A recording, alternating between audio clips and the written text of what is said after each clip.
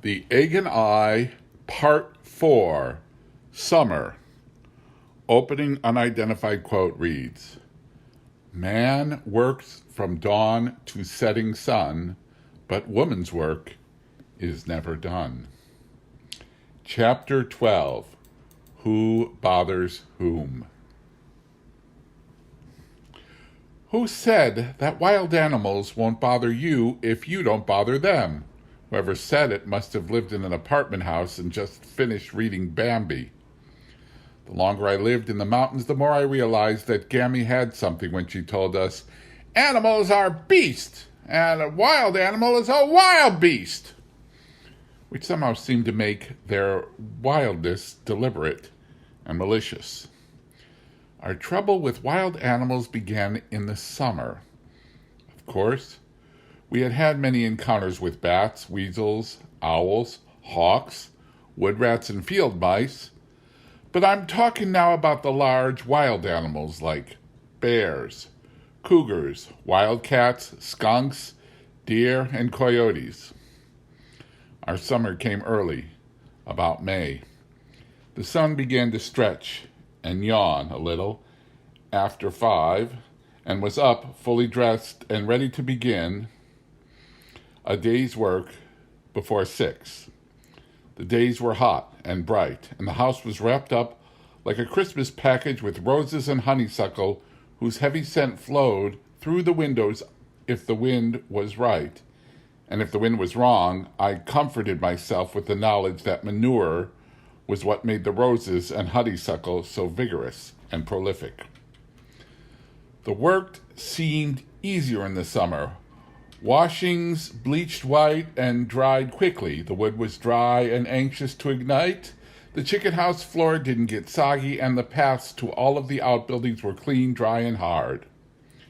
It was pleasant to go out in the cool quiet of an early summer morning and hoe the feathery carrots and delicate green ribbons of corn, to transplant lettuce and steak beans, to search hopefully for signs of life in my cold frames until the wonderful smell of percolating coffee hunted me out and warned me it was time to get breakfast. In summer, we made our trips to town in the early morning and were home before the heat of the day. One morning we were fed and scrubbed and in the truck by 7, only to find, after coasting to the country road, that the truck had developed a consumptive cough overnight and had become so debilitated it couldn't even make the mild hill back to the house, let alone the vicious grades hemming us in on east and west. For an hour, Bob tried to persuade it to go toward town, then, in desperation, attempted to guide it up the driveway to the garage. It would reel ahead a few steps and then slide back, limp and gasping. Finally, I was dispatched to retrieve one of the kettle boys from under one of the kettle cars to see if he could diagnose the trouble. I put Anne in her carriage, told Bob to keep an eye on her, cantered down to the kettles, and persuaded Elwyn to come up and fix the car. Elwyn ungraciously acquiesced and elected to drive up in the most sinister-looking of all of the jalopies, so I took the trail through the logging burn instead. For a while, the path ran beside the kettle stream and was well traveled and shaded by second growth. Then it became a perilous scramble through giant jackstraw piles of slashings and discarded logs. I threaded my way around the brambles, through brush, stepping on logs which either swayed alarmingly over dark bottomless-looking pools or else gave way entirely and left me clinging on to slender twigs and feelings for footholds over bramble pits. There were still many great virgin trees left, for this logging had been done by a sloppy small outfit, and the woods were dark and cool and quiet. Occasional birds twittered and chipmunks slithered over logs and then paused to stare at me, glassy-eyed. But there was none of the twig snapping, brush rustling, chirping activity that had marked my walk along the road. At last the path miraculously reappeared and wound steeply upward along a ravine and through uncut virgin timber. Halfway up this home stretch, I was aware of an uncomfortable feeling as though something were following me. I heard brush crackling across the ravine, even saw branches sway. But when I stopped, the noise stopped, and finally I convinced myself that I was imagining things. Then I leaped to the ground from a fallen log, and there was a terrific crashing across the ravine. Certain that I had not made that much noise, I stopped again to listen, and this time the crashing continued and sounded as if, whatever it was heading across the ravine to me. I broke into a lope, and at last, panting and scared, I reached home and threw myself on Bob, who petted me comfortingly and said that he didn't think that anything would follow me. Before I could think of a suitable rejoinder, Elwin appeared, and when he towed the truck into the yard and started taking it entirely apart, even to removing little tiny nuts and bolts, Bob took sport in the kettle's Airedale and went into the woods to look for a good cedar tree to cut into fence posts. He came back almost immediately to get his gun, saying that the dog seemed uneasy and he thought he'd take a look around. It seemed hours later when Elwin and I heard the shots. There were 4 or 5 close together, then silence, dead silence. I hallooed. No answer. I began to be frightened and asked Elwin, who was sprawled under the truck, to go out and see what was happening. But he merely stuck his head out, shook his mane of hair out of his eyes, grinned his wide foolish grin, and said, "If he don't come back, he's probably dead, and there's no use of us both getting killed. Ha ha ha." And he went back to his tinkering under the truck. After another long wait, Elwin came in for a drink of water, and, after 3 diapers full, he wiped his mouth on his sleeve and said, "Well, looks like you're a widow woman. Ha ha ha." I'm sure I would have killed him if the truck had been fixed, but definitely it was not. So I had to content myself with withering looks and a scathing silence. Bob at last came limping in, his shirt in ribbons, a great jagged bloody gash across his chest, and wearing a beaming smile. "Stepped into the root pit of a fallen tree and she bear jumped me. Fired 5 shots in her general direction, and I guess one of them stuck because she's deader than a smelt." "That gash," I said weakly. "Oh, that," he said, looking offhandedly down at it, "must have happened when Joe," he affectionately pulled the ear of the Airedale, "yanked the bear off me. Joe grabbed her hind leg just as she jumped, and I guess you could say he saved my life." Then he and Elwin climbed into the jalopy and drove cross-country to bring in the carcass. I got out iodine, bandages, sleeping tablets, and my self-control because, though Bob was being brave and careless in front of Elwin, alone with me, he would act as if the bear had laid open both his lungs and his large intestine, and would spend many happy hours looking for the first signs of blood poisoning. It occurred to me then that no mention had been made of our dog's part in the fray. Bob and Elwin returned much later with a large black bear which reeked of iodoform.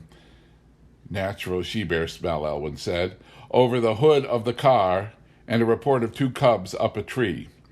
I asked about Sport, but Bob said that he hadn't seen him, that he disappeared just as Joe, the Airedale, got the scent.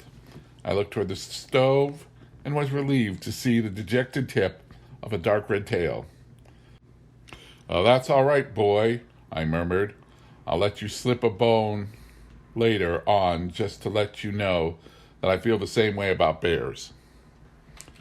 Bob fixed a sumptuous meal for Joel, who was so emaciated that he could follow the progress of each bite. I asked Elwin why Joe was so thin, and he brilliantly replied, "I don't know, he should be okay. We've been gaining him." Oh, well, Elwin had fixed the truck and it ran with purpose and vigor. With the $5 Bob gave him, he said that he was going to buy a fog light for his awful car, which at that time had no lights at all. After Elwin had left, I hesitantly mentioned the fact that I may have been right in thinking something was following me earlier in the day. Bob said, "Don't sound like a bear. Could have been, of course. Berries are coming on now, but it was more likely squirrels." With which odious remark, he collapsed on his bed of pain, and I was allowed to dress the wounds and listen to the stories of the attack. Now, were we bothering that bear? Of course. Some people will say that the woods were the bear's natural domain, and just by being there, Bob was bothering her. But those woods were our property.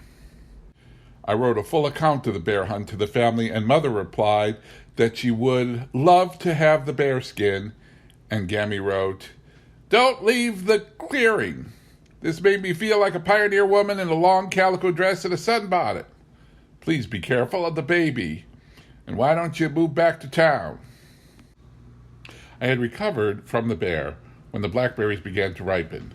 These were the low-growing small blackberries, not the Himalayans, which were also plentiful and wild, but came later and did not compare in flavor.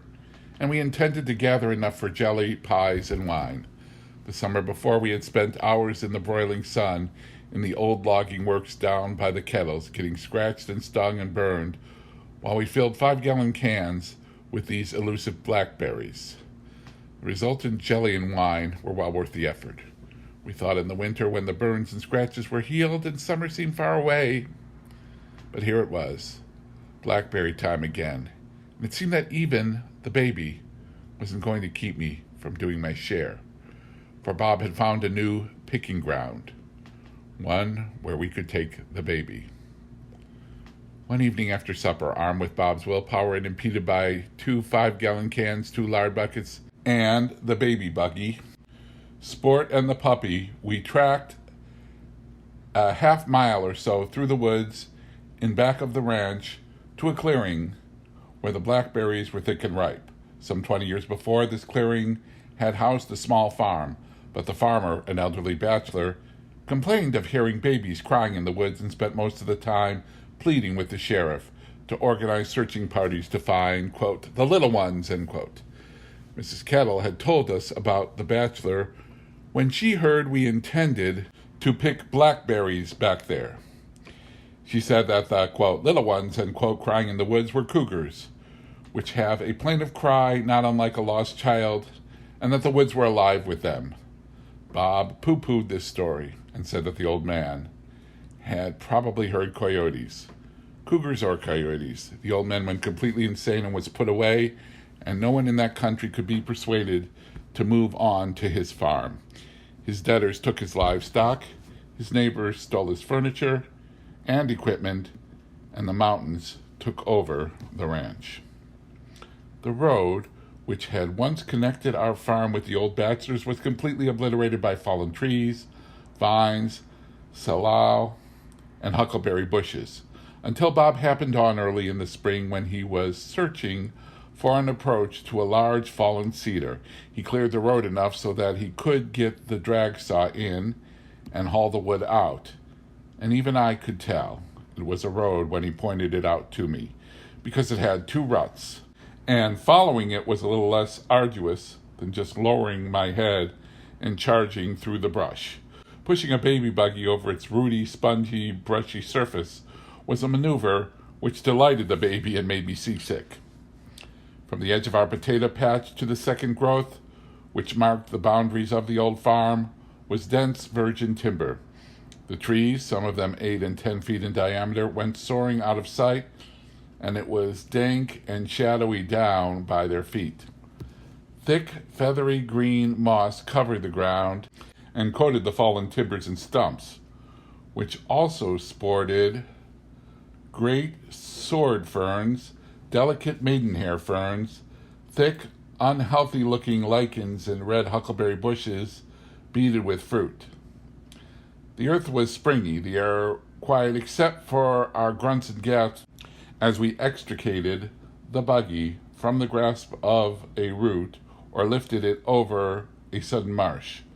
Bob pointed out the upturned toes of the tree where the bear had attacked him, and I suddenly remembered the cubs, which had disappeared during the night after the death of their mother. Bob stated reassuringly that they were probably still in the immediate vicinity and good-sized bears by that time. It was a distinct relief to reach the second growth of the old clearing and to have the familiar bird and insect noises begin again. Even the air had a different feeling. The pale green silky deep forest air being replaced by the regular sharp evening mountain variety. Sport and the puppy, who had been following in stately and unaccustomed dignity, began racing through the brush, yapping and yipping at each other, and Bob and I forced the carriage through the waist-high grass to the whitened bones of the cabin and barn where the blackberries were. When we were finally settled, and the berries as large as thimbles had begun to plink into the lard buckets, twilight was upon us, and so were the mosquitoes, which spiraled out of the woods like smoke and made a direct line for the baby buggy. I slapped and fanned while Bob picked, but it was no use. The mosquitoes crawled into the crevices of the wicker buggy, up Bob's trouser legs, down our necks and inside our sleeves. I took the baby, Sport and the puppy, and started home. Going back through the dusky woods, I found it difficult to guide the buggy and at the same time to search the underbrush fore and aft with nearsighted eyes for cougars, coyotes, and bears. It was also disquieting to know that my vision was so myopic that a wild beast would have had to lay his lip against mine and snarl before I could recognize it. In my haste to reach the farm, I gave Sport and the puppy the impression that we were having a race, and they went bounding out of sight, leaving me alone in the gloom.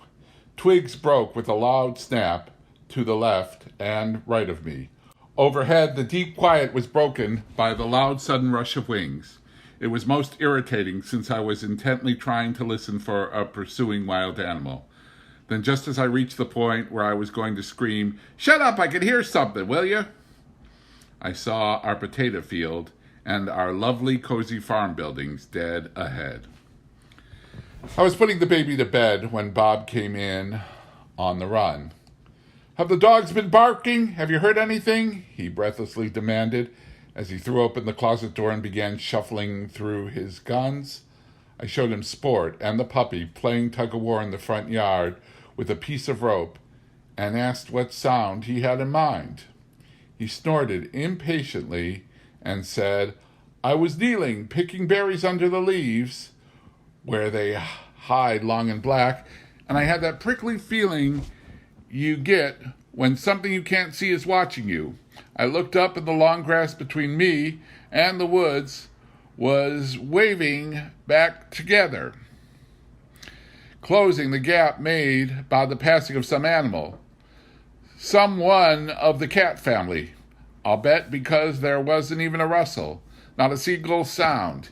It gave me the creeps to think that something had passed so close to me I could have reached out and touched it, and it hadn't made a whisper of noise." I thought of my recent trip through the woods with the baby, and the little blood I had left so cold my veins recoiled from it in horror. "Do you think it followed you home?" I quavered as I began a tour of the house, bolting and locking all of the windows and doors. Bob disdained to answer such a ridiculous question and began whistling for Sport and pocketing shells. When Sport reluctantly slithered through the door, Bob took him by the collar, and they left on an extensive inspection of the premises.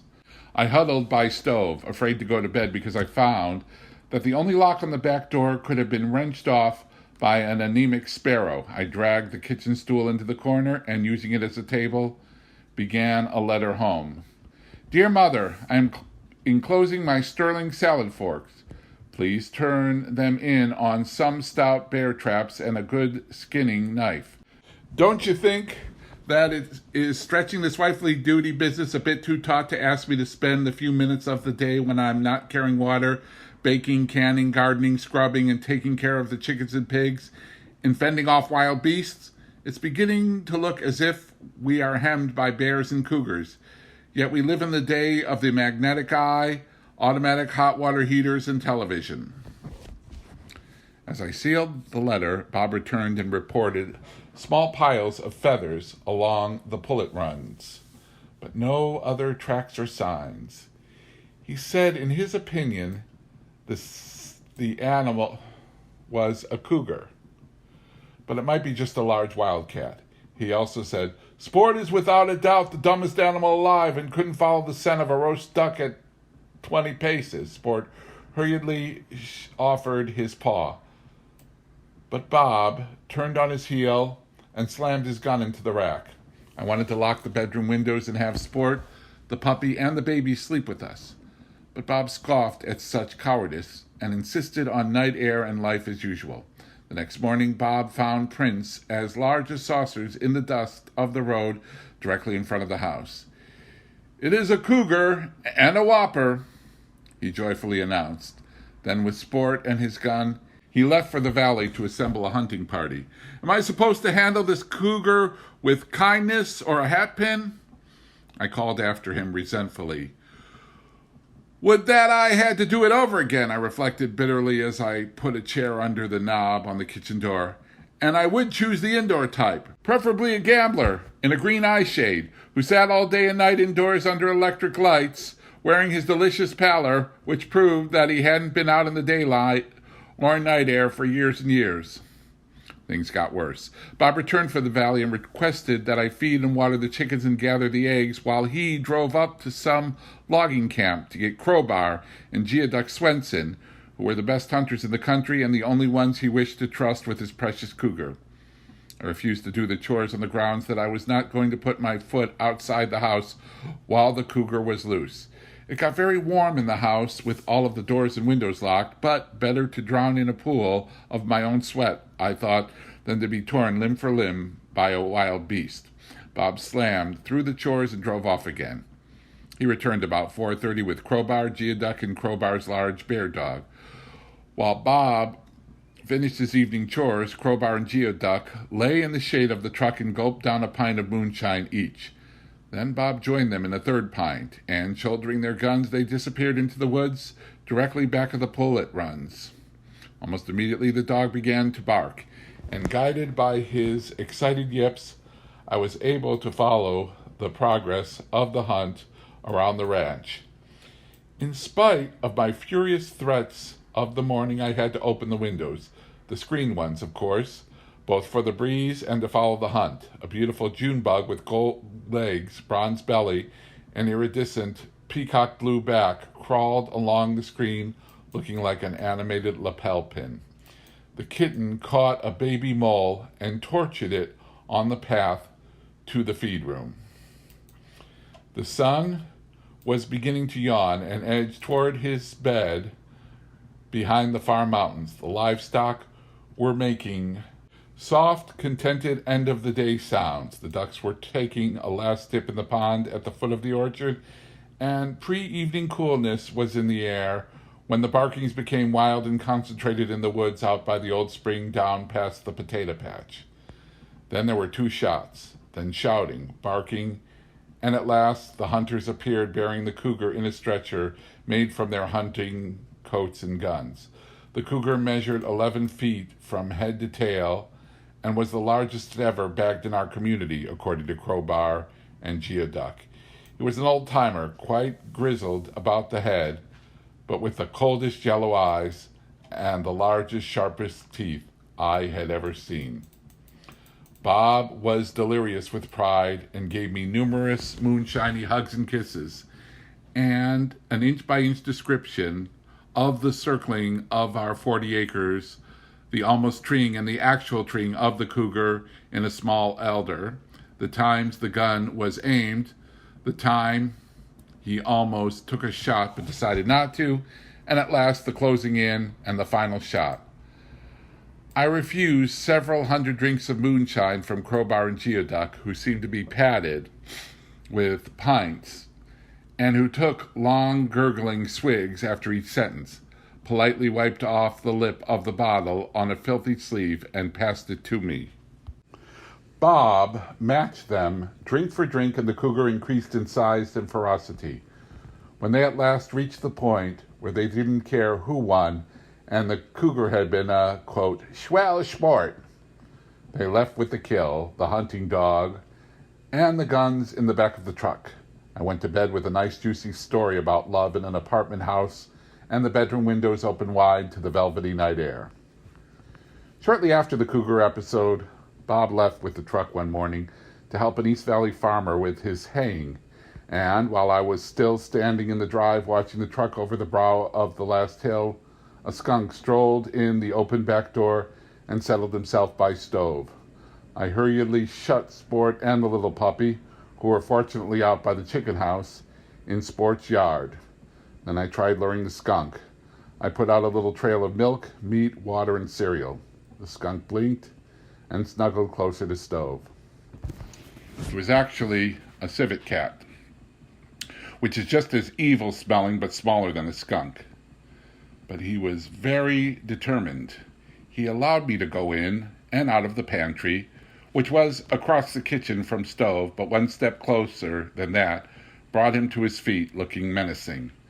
When Bob finally came home, tired and very hungry, I was crouching in the driveway trying to warm the baby's bottle over a smoldering pile of faggots, and the skunk was resting in the kitchen. Bob walked loudly and masterfully in the front, and Skunk swaggered out the back, sneering at me over his shoulders as he disappeared into the woods. He evidently came back that night, for we heard Sport barking loudly in the cellar just under our bedroom, and then the room was filled with that most penetrating, most sickening of odors, skunk. We slept with clothespins on our noses, not only for that night, but for a week. I bathed Sport with strong soap and Clorox, but he remained unpleasant smelling for weeks. It just goes to show, in every case, the wild animal bothered us first, and it was merely luck for our side that Bob was nerveless in emergencies and a crack shot.